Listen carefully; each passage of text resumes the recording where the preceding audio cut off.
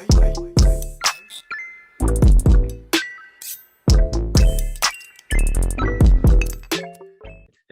5, 4, 3, 2, 1. Hey everyone, welcome to another episode of the Moon Tea Podcast. John, Hugh, we're your co-hosts, and today we have Sam Ovenshine, the man himself, the man with the pretty plants in the background and the pretty furniture. Dude, if you're not watching on YouTube, you are missing out. Oh, and the pretty face. So whole package right here. Full package. I love that. And Sam and Hugh are just meeting right now for the first time. And I don't know. I could say an intro, but Sam, you could also feel free to say whatever you want.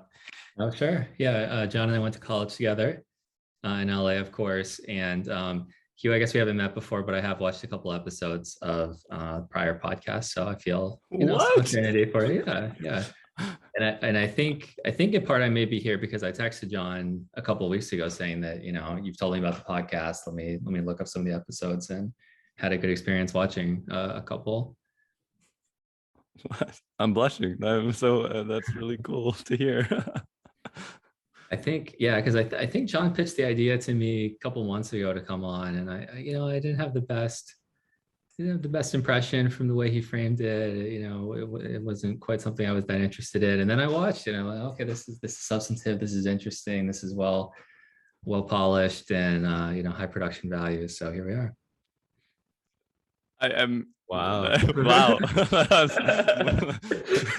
High production value. Thank you. That's a very generous statement. More than I expected. Let's say that. Okay. Well, that's the strategy, to set the expectations really low, and then have people like Sam come on and then upgrade those expectations right away. So, oh yeah.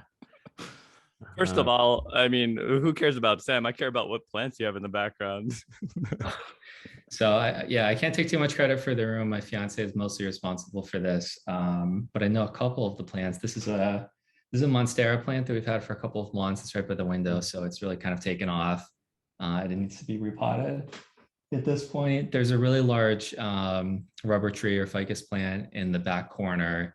And that's something that we actually found on the street in Brooklyn not long after we moved into this apartment. There was a brownstone about half a block down one morning, just kind of out walking, and they said that they were getting rid of a bunch of plants that looked expensive. The house plants are really expensive here. So we took them. I think that was actually probably a mistake, because as soon as we brought the plants into the apartment, being New York, we thought, let's kind of quarantine the plants. You never know, they could have something. And indeed, I don't know which plant it was, but one of them had fungus gnats. And the fungus gnats spread throughout the living room, and then they made it across the hallway that we have into this bedroom. And so we had a bit of a fungus gnat problem for a little bit, but the plants have survived. No more fungus gnats. So it was a good lesson, I guess, in taking free stuff in New York. Amazing. Wow. What is a fungus gnat? They look just like fruit flies, and I think they breed in the soil. When there's moisture in the soil, then they multiply it. And so they don't really eat anything. They're just kind of buzzing around. I mean, you don't even hear them, but you see them once in a while, and I'll be on work calls, doing this and just looking kind of idiotic. So they're just a minor nuisance, but they multiply pretty quickly. And so you're supposed to buy these sheets of sticky paper, basically, and you put them out in your plants, and then they catch the fungus gnats over time. There's other stuff that you can do. I've learned a lot about these treatments. I don't know if it's the most interesting topic to start things off with, but it was it's kind of interesting. That's amazing. Very interesting. I'm happy to talk about plants for the next hour. Why not? I'd be so down. I wish I knew more about plants, to be honest. There's a ficus Audrey on the other side of the screen over there. Which is, it's done okay. And there's other stuff here, but it's harder to see. Sam, I think the fact that you know all these plant names establishes that you are the plant expert in this virtual Zoom room. Out of the three of us. Okay. Congrats. Okay. I'll take that title. Yeah. I love it. Yeah, I've only owned one plant, and sadly it passed away. No. I donated one. I had two, and I donated one to a friend. No, I think it's doing well, but the other one Was it pest free when you donated it?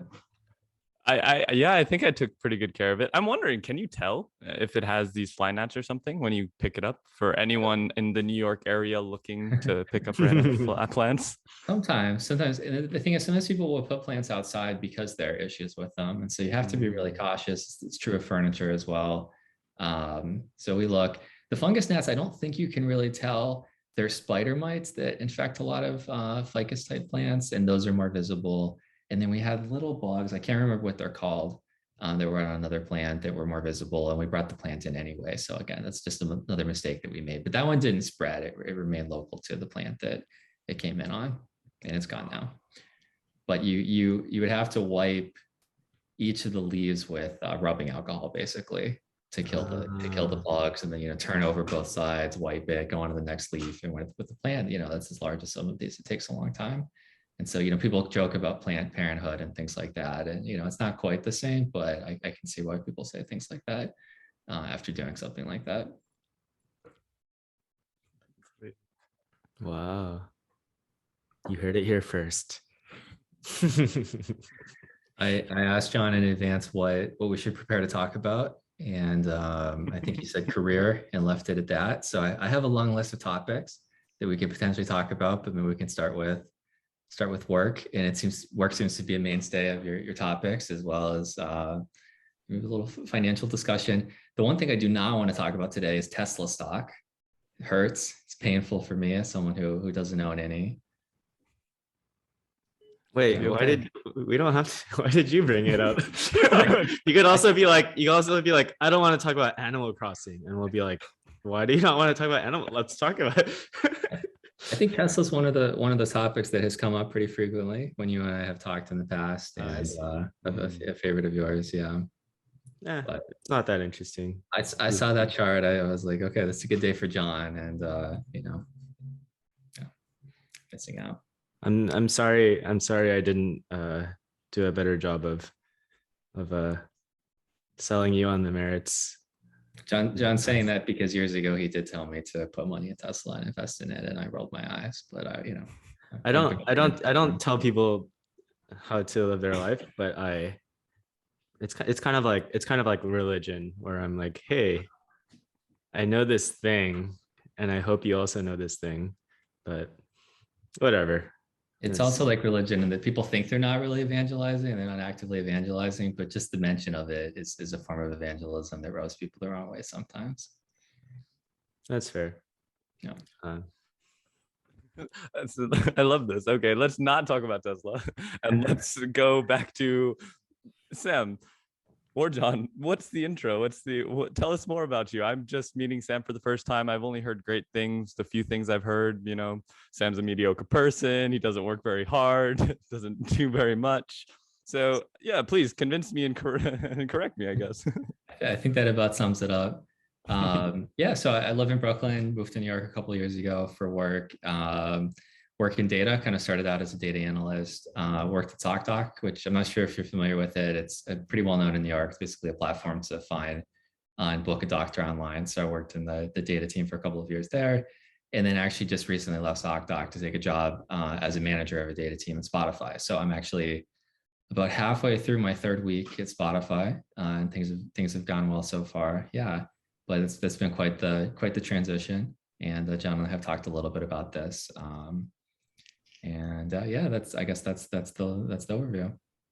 Sam is also underselling himself. He was a full-time employee while getting a master's degree for like 2 or 3 years, and he finished that. It was at NYU, and then now he's a fancy manager, like doing data stuff. Fancy title, all that good stuff that happens when you're in a good career, and also like reasonably intelligent and good at selling yourself. So like the way Sam described his interviews, it was just like he just hustled through them. And yeah, it was like really cool. It was also really cool to see because I think Sam, I think it took you some time to like kind of get your first job at the real estate company, um and then from there Sam has just kind of like exploded with his rare and valuable skills, and now he's just doing pretty well, I'd say. So shout out to Sam. Yeah, thank you. Thank you. Yeah. Yeah, John and I both went to liberal arts colleges. I don't know what your educational background is. Are you public We both school, went to private Oxy, school? right? That's right. Yeah, I that's went right. to Pomona College. Oh, okay. Okay. So you totally get this. Yeah. I mean, the feeling that it left me with was something like there's really nothing that I can immediately do with this degree. There are a lot of things I hypothetically maybe in the future, if I coupled this degree with Classic. something else, could do with this So degree. bad. Yeah. And I had a good experience. I think John and I probably spent a lot of time kind of thinking about this and a little navel gazing and just trying to, was this the right decision? Is this the right background? But I do feel like it worked out. And I think from this vantage point, I feel more confident that, I benefited from that, and that there are a lot of things that it gave me that I may not have had in an alternate reality where maybe I took a different path. That said, it's very hard not to feel a little bit of, what's the word, remorse, resentment, something like that, when you're in a work environment and there are always new people coming in, and they're 24, they're 25, and they just graduated from Berkeley, and then they worked at a place that I've really heard of for a couple of years, and then they're another place that I've heard of, and now they're here, or whatever the place is, and go, I think things may have been easier that way, different, easier. I can see the advantages for sure. Yeah. Hey, we're not here to take the easy path. Yeah, I had a college roommate who was very intent on going to medical school, and I guess it didn't quite work out for him. And I remember we were talking a couple of years after graduating, and I was saying something like, I think there's so much value in maybe being stymied a little bit, having to kind of find your way and adapt a little bit, and eventually get to something that you like and feel some sense of satisfaction that you got there and you did it yourself and you worked for it, and maybe it was harder than for other people, and that's a good thing. And he felt very much the opposite, that there's like what's the point in that, just taking the hard way, and I would rather have just kind of gotten to where I wanted to be. And it was like, he kind of said that, and I was like, we were very far apart in that conversation, and didn't really continue further, which is very different attitudes about the same thing. Got it. What did you major in? Economics, with a minor in urban policy, basically. So like John mentioned, I ended up going to real estate, working there kind of as a data analyst after graduating. So that was a nice mix of, some of the econ work, some of the urban studies work, and then found that this data thing I really liked and was decent at. And so it just kind of evolved from there. But that's the other thing. I have a lot of friends who went to schools, where you graduate from a program where there's such a clear and direct path from that program into employment, or there's literally a room full of people shaking your hand who are desperate to hire you and pay you a decent amount of money to do it. And my fiance went to Carnegie Mellon, where that was largely the case for her. And so it's very hard too when we have these conversations, because we had such different experiences. And I think if I had kids, if I had relatives, I have nieces, would I want them to have that experience like she had? Yeah, probably.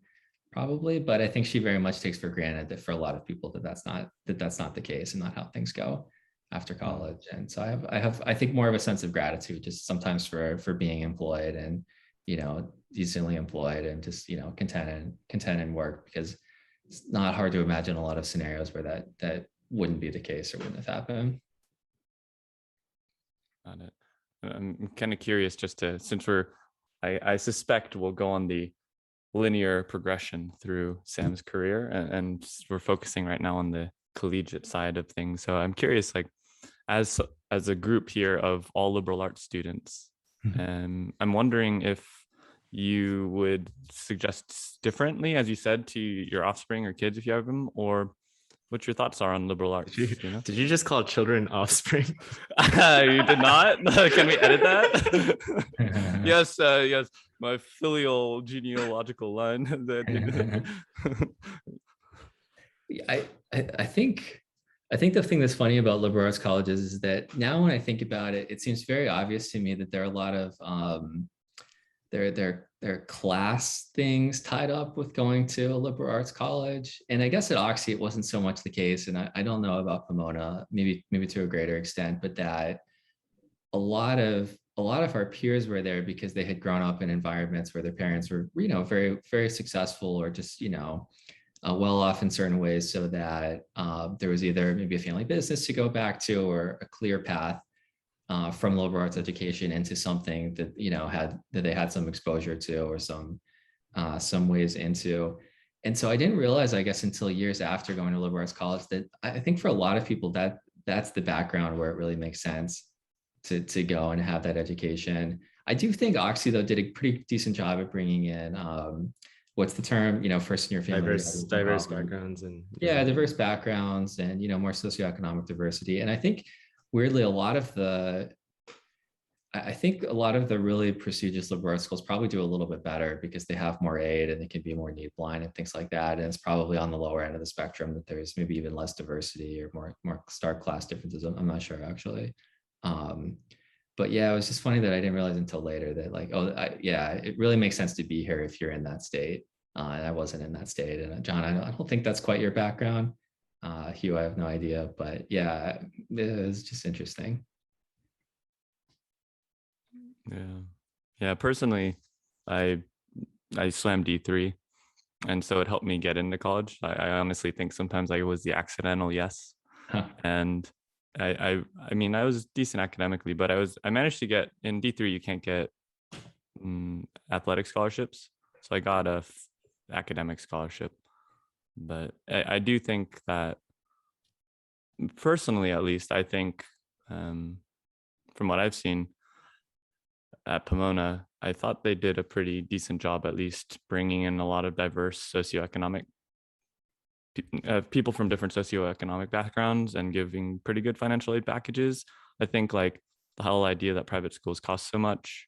I think Occidental also is really solid. From what, this is years ago, right? But I do think that there's probably a bit more of a bad rep on private schools than they probably should. It makes me sad when I talk with people who, coming from Arizona, right? ASU is one of the biggest, if not the biggest, 90,000 plus students in undergrads.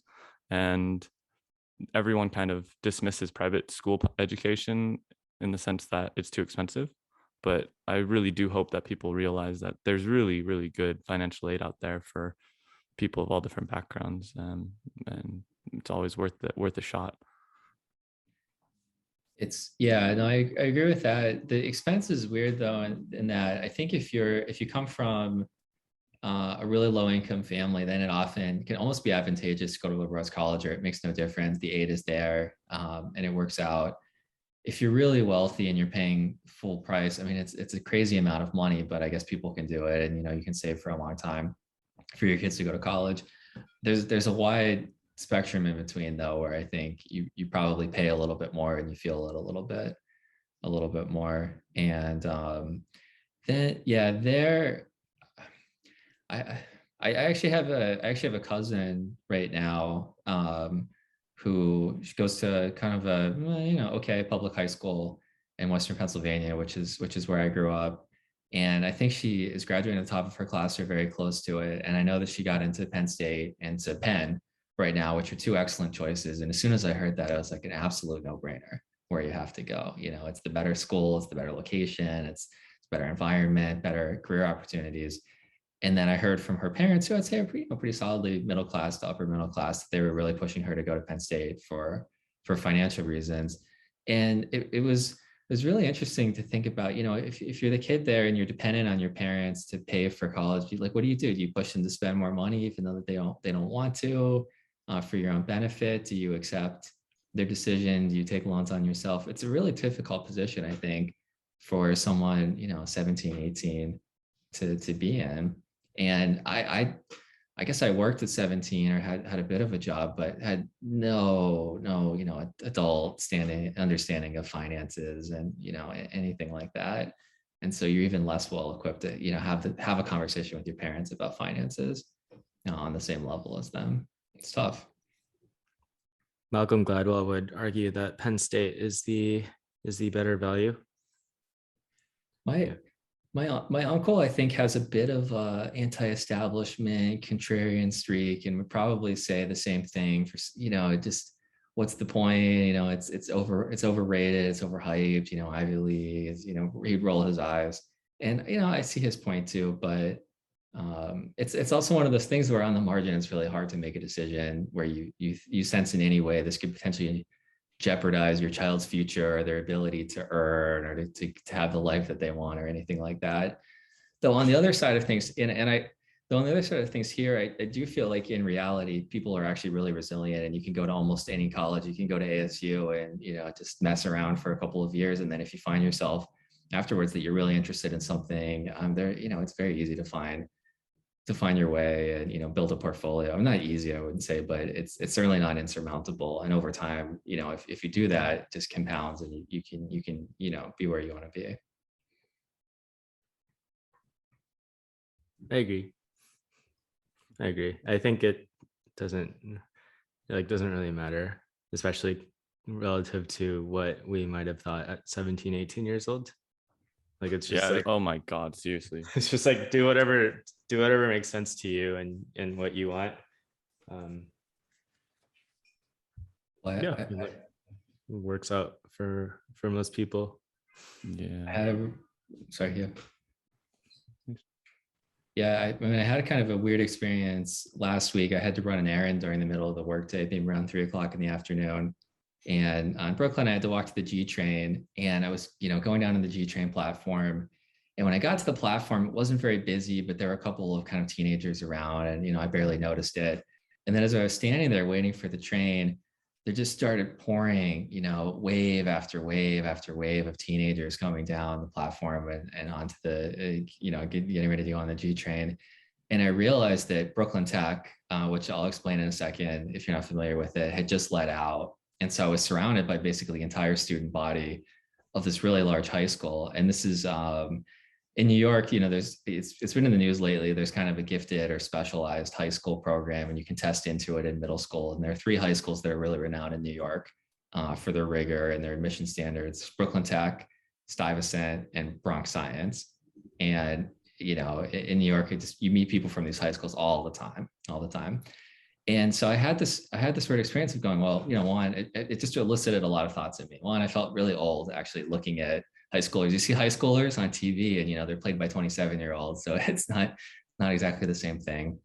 And then I was also thinking, these are the people who've grown up in New York. They've had this big city experience, and they're going to one of the best high schools in the biggest city in the country. I mean, there's just so much opportunity that they have. And I had this weird thought in my head of, I really would like in a way to be able to talk to these people and hear, what's your life like, and what are you thinking about, and what are your preoccupations? Is it college? Is it money? Is it family? Is it what you want to be? And maybe talk about my own. And yet I felt at the same time, even though I was standing side by side, that they're 3 feet from me, they're surrounding you. You're basically on 2 different planes of existence and age and career and things like that. And also it's just weird to talk to random high schoolers that you don't know, of course. But yeah, it was, I just spent the whole train ride thinking about, all of this stuff. And it just took me down a path for a long time of thought.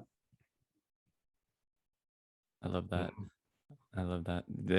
I've been thinking a lot about, it's funny you say that. So I usually work at this coffee shop called Peixoto, and it's my favorite locally in AZ. And I was just there, and, it's interesting to me, slightly tangential, but how coffee shops to tie it up, I sometimes wonder whether or not community colleges would be a more optimal experience and form of education for many people for the first 2 years, if not for a continual track into not just this ideology of you need to get a BA and an MA, which congrats, of course, and then PhD and such, but also the idea of trade schools. And I really do think seeing people who are mechanics or plumbers and those people who are electricians, they make 6 figures pretty easily, and then they grow. That's just when they're on their own and they don't even go to school. And it's so interesting how much discourse, I never even had that understanding of, and I'm not proud to say it, when I was in high school, I viewed community college a bit as taboo, right? I am not proud to say that. And so when I graduated, I went up to San Francisco and worked there a bit. But when I came back home, I actually always had this insecurity about art. My sister's always been the artist. And so I randomly took like 2 Renaissance history courses and an art history 101 or art drawing 101 course at MCC, Mesa Community College. And it was so fantastic and it was so cheap. The classes were like $150 to $250. And I had this education and I had this eclectic environment of people of all different ages. And all different tracks of life. Like the guy to my right drawing would be coming in, longboarding, shaggy, ripped shorts and shirt, sleeping every day in class, and just couldn't keep his eyes open. And you're like, I wonder what his background is. I wonder where he's coming from. Like, how did he end up in that seat? And then you have this other person who's doing incredible work. And you're like, yeah, that's a kid who's 18 and you're drawing. You must have spent at least 3 to 4x longer on your painting for the final project than I did, right? Like there, and it's just so interesting that spectrum you get in community college. And it was just sad to me to realize not too many years ago how much taboo there is on it and how much like, there's just so much. I really do think that, is it really worth the $50,000-$60,000 a year at a private university times 4, 200,000 minimum in debt? Even ASU has a lot of foreign exchange students that come in and they get $200,000 in debt because their families are wealthy and they pay for them to come in from China, just for that experience. Other people get full rides because it's really well state funded tuition if you have good grades. So that's awesome too. But it just a bit long-winded in the sense of, to tie that all back around, it's interesting that I went to this coffee shop this past Thursday, I think, and I met this lady there. And in the Renaissance history class, there's like a Zaba movement and the art history movement of XYZ. And back in the day, they used to have the coffee shops where they would all come together to trade ideas and talk. And I think coffee shops still are kind of that mechanism, but maybe a bit more closed off. And it was just so interesting that it was the first time in years where I ever met someone randomly at a coffee shop. She's 16, high schooler, and she was absolutely just on it. Like I was talking to her throughout it, and she's thinking deeply. She's talking about philosophy. She's talking about what is she going to be doing in life. She's learning wrestling, but is also like studying academic high levels. And you're like, wow, you're like really on this crazy, awesome track. Not naming any names because like going to therapy even, and being open about that. And you're like, wow, this is amazing that this individual is at a public school, and I went to a public school, 30,500 people. And it's like, I wasn't even close to that, thinking like that at all. I was head up my butt, to be honest. Sorry. But, I don't really know what the point of that all was, to be honest. I forgot. But anyways, long story short. It's an interesting story. It feels almost socially mandated these days to, of course, dislike the generations that are older than you. And I think by it, you have to dislike the generations under you as well and feel that they're different or they've had advantages that you haven't had or something like that. But I have to say, I think that's Gen Z, if they're 16 right now. And, there's some Gen Z starting to trickle into the workplace. And my experiences are just overwhelmingly positive. And I think in a lot of ways that you're describing, maybe that person is a particularly good exemplar of this, but just being very conscientious, very kind of socially aware, progressive in the good senses of that word these days, achieving. And I'm sure there's some bias in the people that I'm meeting or seeing and things like that. Of course, people who are, coming into well-known tech companies at 21 are not representative of the general population. But I have to say, I just don't feel any problems or resentment towards them. Yeah, it was crazy. Yeah. They were talking about. Oh, so go for it. There are a lot of Gen Z people, but I agree. Like I think I worked with 2 interns closely over the summer, and they were both. I was like, for both of them, I was like, wow, you're like 21 years old, and like all of this about computer science, and you've had all these internships and experiences. Like you're in a really great place. And it was interesting because like they would both be like very nervous about things and like very shy about other things. I'm just like, ah, you're good. Like when I was 21, I was just like, I just wanted to play, but like wasn't in the same headspace that you are. And again, bias because that's like the kind of person that I interacted with. But yeah, I agree. I also think the same about my sister, who is just like, I think of it as she like learned from all of my mistakes, and then she's just like doing all these really cool things. And so I'm just like, man, at least my mistakes were fruitful for other people. So Yeah, isn't that what they say about the elder sibling? I'm the younger sibling. The elder sibling is the one that has to hack through the forest. You know, your parents are the first time like figuring out how to raise a kid or offspring. Yeah, and you know, and then the younger one is the one that just kind of walks in your wake. And so, especially with applying to colleges and such. But yeah, something that's so interesting to me was the fact that you know how we grew up and we had the Macs, the iMacs with the colors in them. If you guys had them, like Oh, yeah. that was the cutting edge at the time, and I never really thought about it. But this lady, she was talking to me, and she's like expressing to me how she's deeply thinking about social impact, social groups, giving back, and working with like underprivileged kids, but also how her friend groups and stuff hang out on Discord. She's like talking about how her community is usually through Discord, and she's like feeling separation from the real world in a sense, and is like trying to navigate that. And I was like, whoa, especially with COVID, I was reading some articles where they're like, kids are losing social dynamics and teachers are in the classroom again with them and they have to reteach these kids social dynamics. And you're like, how do people forget? But I guess that makes sense. And then like another one was, she's like, yeah, we actually take tests online. And I was like, for classes that you're in person with? She's like, yeah, we'll just like take tests on the computer. I'm like, wait, what?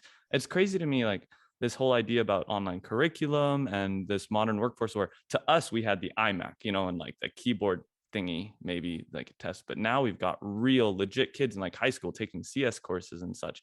We need a design course, to be honest. There's not enough UX UI out there, but yeah, like overall, it's kind of amazing what these Gen Zers, we said, are getting. It's amazing. I mean, when we were in high school and college, the older generation was probably thinking the same thing. They're like, wow, Yeah, they're totally. submitting their assignment on the internet. Like, what's a library? I don't know what a library is. Like I was talking to someone that you have to go to the library into the basement, you just find this book and then take it home for a day. You know, you're like, oh. To be fair, I haven't recently, but I was still going to libraries until I was like 25. I just got a library Yeah, libraries are membership great. 2 months ago. That was great. Libraries are great. It's a place to study. Put like there's an app called Libby that you can use to rent books, ebooks, and audiobooks. But yeah, I love libraries. I think it's such a great public service. But yeah. Oh, I have a question for the both of you. Kind of related to the school topic from earlier. I was wondering if you would both send your kids to like private high school or like private like kind of like high school, and like is that something that you would like strive for? Well, I guess there's the financial component of it. Is that possible? Is it a worthwhile investment? And then there's, let's just assume that that's the case and it's okay and you can afford it. Then if you really have the choice in the matter, would you opt for it? I don't know. It's crossed my mind. I mean, we've talked a little bit about, do we want to stay in New York? Do we want to go somewhere else? We'd like to be in a city. Do you send your kids to public school in the city? Do you hope they get into Brooklyn Tech? This is way into the future. Do you send them to the local elementary school? Do you put money away for a private school, just to get away from everything? And it's weird because I mean, in a bigger picture, I feel such a sense of guilt just for having that thought of, I'm in Brooklyn and there are elementary schools and middle schools that teach, that are well staffed and well funded, but that maybe aren't very well regarded, or that most frankly, like let's say, white or maybe Asian families or parents wouldn't want to send their kids to. And it's one of those things where your ideals are very much at odds with your desire for your kids to be educated. And often I think the second one kind of overrides, second consideration overrides the first. It's tough. It's tough. So I don't have an answer, but it's something I've thought about and feel a lot of uncertainty about. Yeah, I find it a hard question too. I honestly wonder whether or not when I have kids, I don't know when I'll have kids, but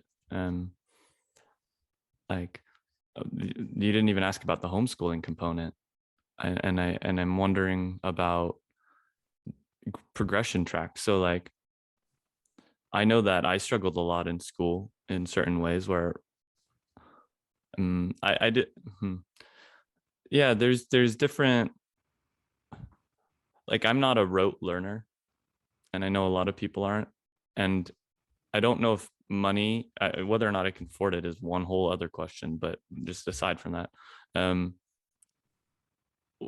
I think our education system didn't teach me, at least. I feel like it kind of let me down, at least a bit, in the sense that I never realized how much of an experiential learner I was rather than a rote and memorization type learner. And that's something I do wish could be improved a bit more. I do appreciate and approve of the social dynamics and the crafting of having to interact with, children at a young age and navigating all of that. If you do homeschooling and you have a customized curation of curriculum and you're having different progression speeds for different curriculums, how does one modularize that rather than just having it be by grade? Because personally, I know that I was doing well in X or fell behind in Y, and there were moments where I really wish it wasn't just so like, I need to get to the next grade or else I fail. If I don't make it, then I'm not going to go to college. And then, and then you like certain things start to end up in the calculation that aren't beneficial, I think, to what, if I think about what a optimized or an optimal and happy experience for my children would be. But I do worry a bit about the homeschooling component. I do like curated learning methodologies, but I also do worry about social interaction and dynamics. So if I did go that route, which I really don't know at all, if I did do that hypothetically and have them homeschooled and I did figure out how to teach it well, because I don't know if I'd be a good teacher or my wife or whatever, or would be to get them into like sports and to get them into recreational things. But how do you do micro interaction states for social dynamics if you don't get that social dynamics from a group setting at a school? And I don't know if like private or public can buy that, but I do think private schools can probably buy you much higher quality teachers. Like for example, in Arizona, we just had Red for Ed, and so for education, and it was a big uproar because Arizona pays teachers probably one of the most in all of the states. Least. Arizona probably pays teachers one of the least in all of the states publicly for public schools. And there's like a moment where Austin, Texas, or Texans were advertising on our billboards, we pay our teachers more, 20,000 more or something, and it's like that disappointing. And I know a few teachers that are personal friends, and it's really sad to me that it just is so sad to me how we're letting down our kids, especially in Arizona, at public schools because of the political dynamics and triaging and not triaging, refunneling of reallocation of money for different things that aren't focused on teachers. And it just really, really boggles my mind. So private schools can get you better education if you're picking from the two, probably, because they have, but I don't know. I turned out decent, mediocre. I think all of us went to public schools. So yeah, I was looking at the stats for the I think class of 2025 admitted to Princeton, whenever that was. And they actually break down the, like the educational background of the admitted students, or maybe it's the matriculated students more likely. And if I'm remembering correctly, it was pretty even mix between private and public schools. I can't remember which was on top. I think public schools was maybe a little bit larger, but I'm not confident about that. But what surprised me was that the share of homeschooled students, it was something like 1 or 2%. It was really minuscule. And I don't know what the share is overall. Maybe it is something like that. Maybe it's a little bit larger. But for whatever reason, I would have expected it to be higher, because I was thinking, well, I know a lot of people who homeschool, maybe they have certain religious backgrounds, maybe they live in more rural areas, maybe they're anti-establishment. I mean, a lot of people have beliefs like that drive them towards that decision. But I can imagine that there's a decent cohort of people who, just like you're describing, that wanted to give their kids a more involved education. They maybe have a background in education themselves, that are maybe, products of universities and don't want their kids to go into public school or private school. And for that group of people, going to a place like Princeton seems like a pretty good outcome from that experience. So it was kind of surprising to me that apparently that's not quite as common as I thought it might be. That's so interesting.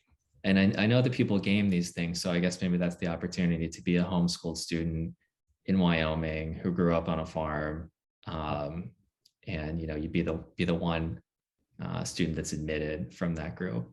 Probably gives you a leg up in admissions, which speaks to the point you mentioned earlier about as soon as you add grades and ways of measuring things, that it almost twists why people are doing things and what motivates them.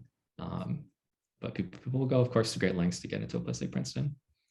Yeah, seriously. I mean, I taught kids to swim in China for a summer in like junior year of college in Shenzhen, and part-time job as well as that was to be at, and I had a line, so I was not cheating in that sense, but I was an essay editor for Chinese kids whose parents had enough money to pay this place exorbitant amounts and pay me nothing.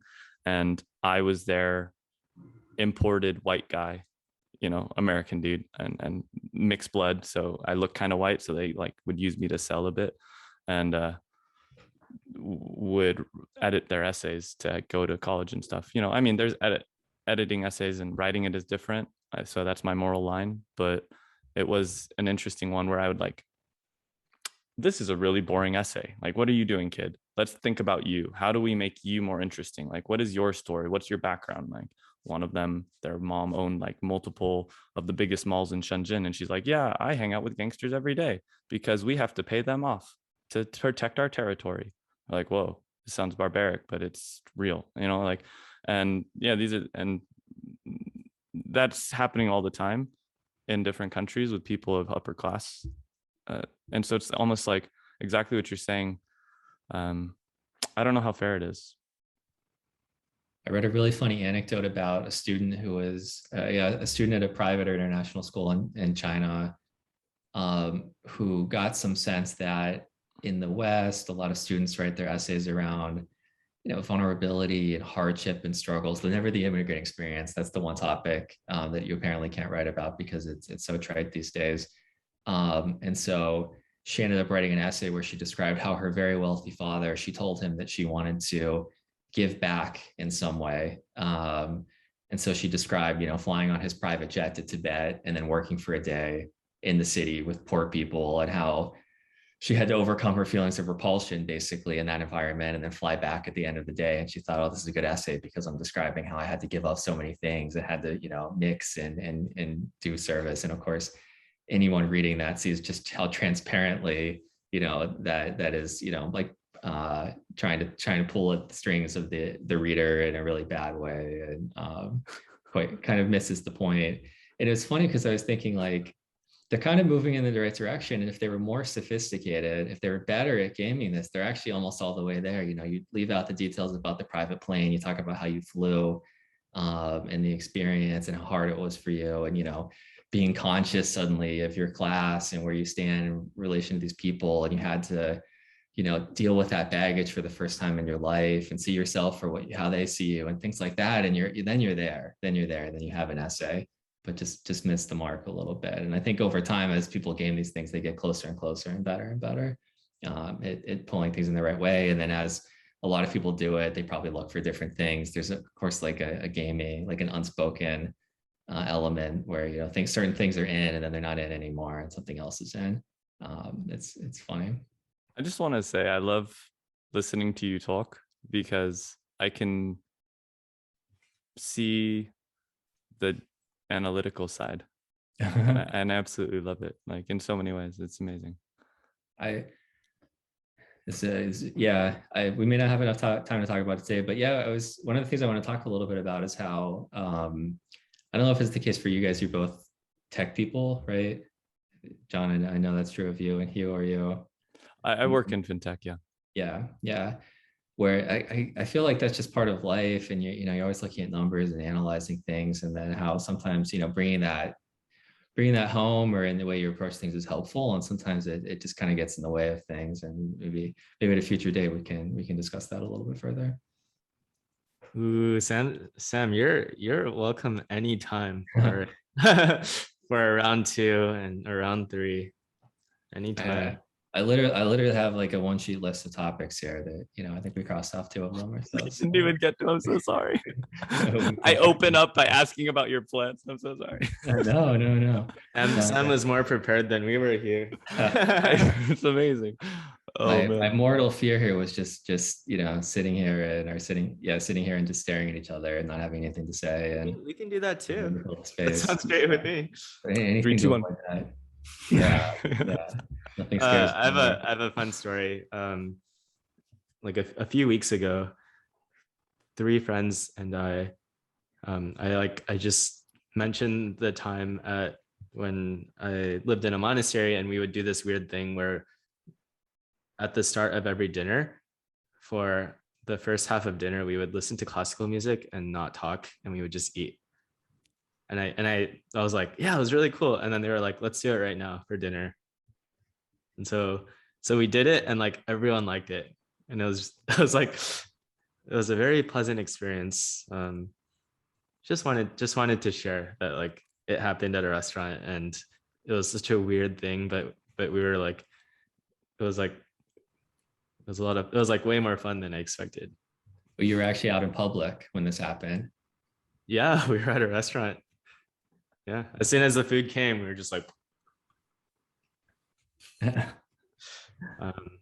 that's not one of Sam's bullet points, so we should well over it. It is an interesting topic, and I do feel that there's I personally feel such discomfort with silence, with not knowing what to say or seeing other people not know what to say. It really gets to me in a way that it's hard to describe just how strongly I feel about it. And with my fiance, I don't feel that way. Thankfully, we can just be in the car for a couple of hours and fill the silences, I guess, with classical music, and that's fine. But otherwise, in almost any social work setting, it's very hard for me to just sit there and not feel just the awkwardness rising and start blushing and the discomfort come on and the sweating and all of that. It really gets to me. So I hope as I finish talking, you guys just don't say anything for a moment and let me feel it for a bit. Yeah, it's bad. I know exactly what to do when I have dinner with Sam this weekend. We will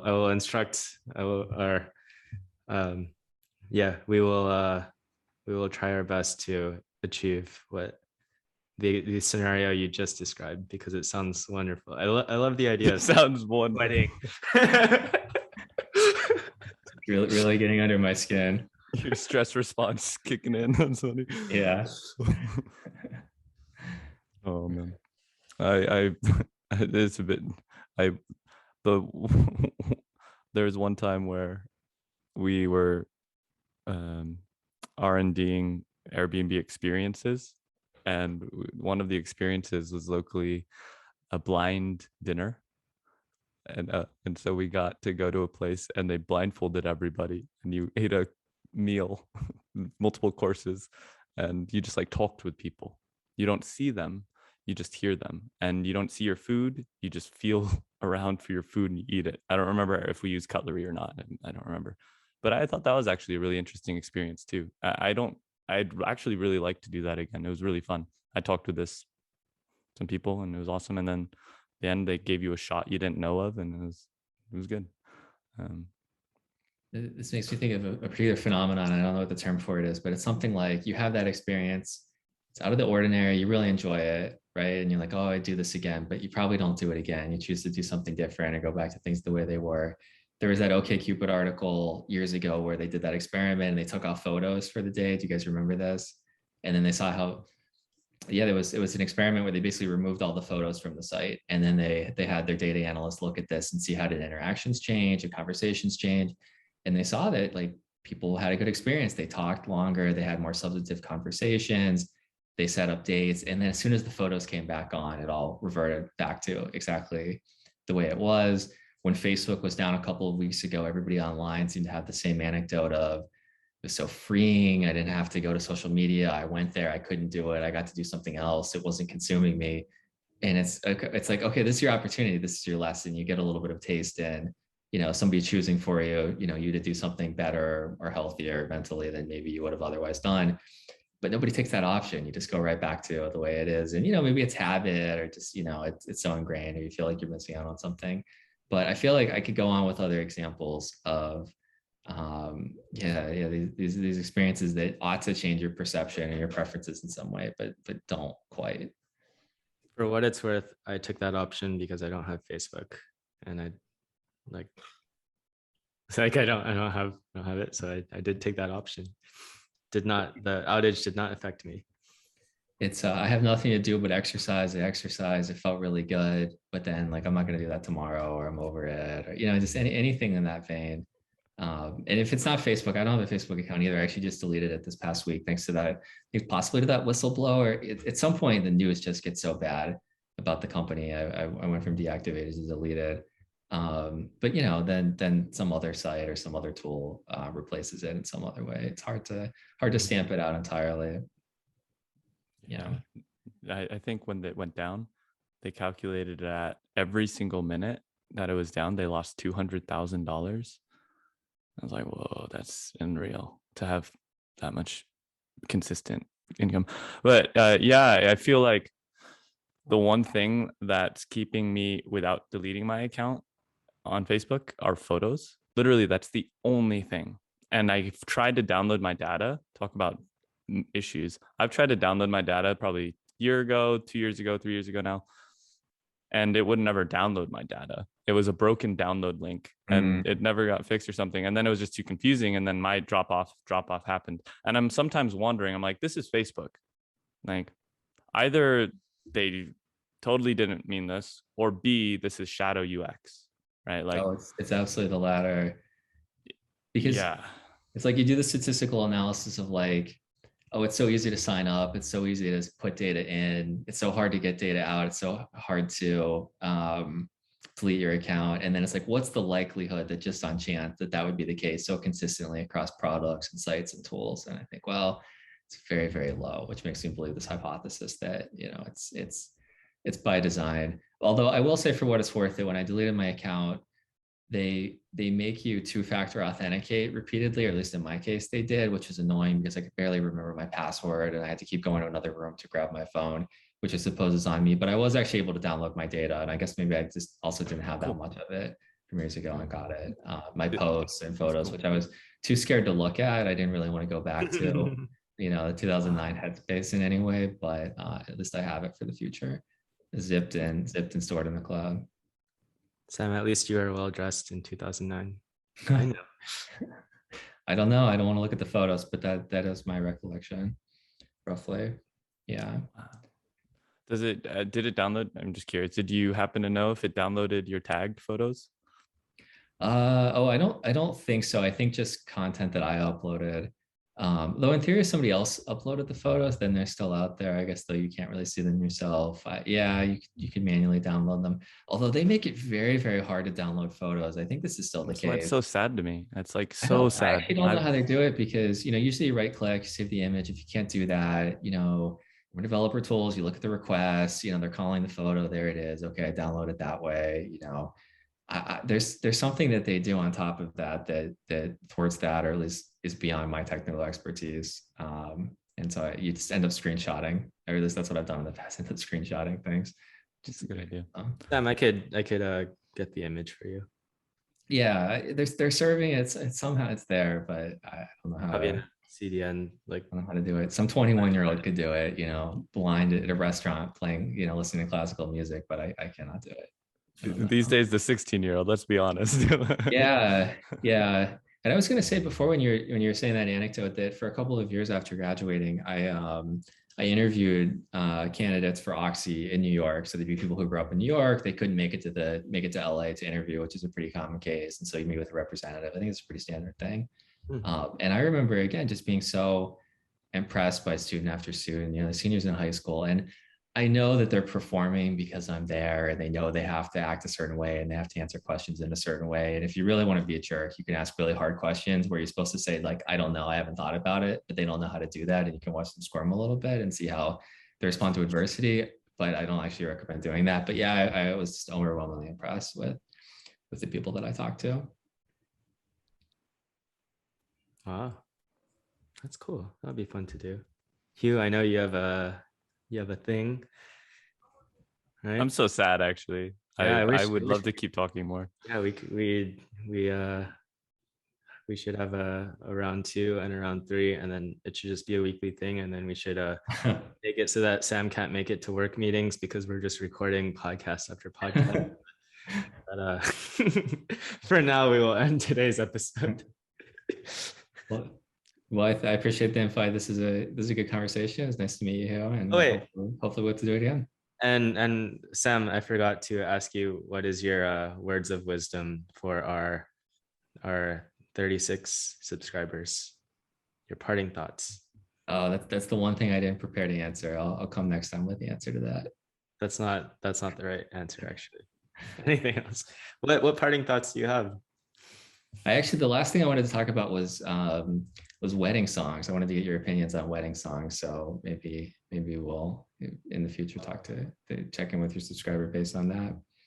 Yeah. I love Put it. in the I'm an comments ABBA guy. below. Definitely an ABBA guy. Oh, that's an interesting Dancing queen, young and sweet, only 13. All right. Anyways, I'm excited. What's yours? Well, what? Oh, John, yeah. I don't know. Put me on the spot.